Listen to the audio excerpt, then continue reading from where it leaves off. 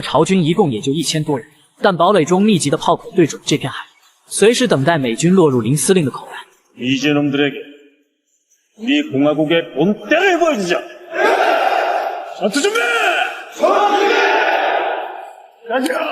另一边，张学秀记得林司令说的最多的不是八尾岛，而是月尾岛。他决定带人去月尾岛探个虚实，要是能确定登陆点，就会发射照明弹。八尾岛这边游击队成员按照命令指示攻入了灯塔，点亮了灯光，为美军抢滩登陆指引航向。在做好这些充分准备之后，9月15号仁川登陆战如期实施。美军先头部队在月尾岛北部开始登陆，在美军的精准战略轰炸下，大量凝固汽油弹炸毁了仁川弹药库。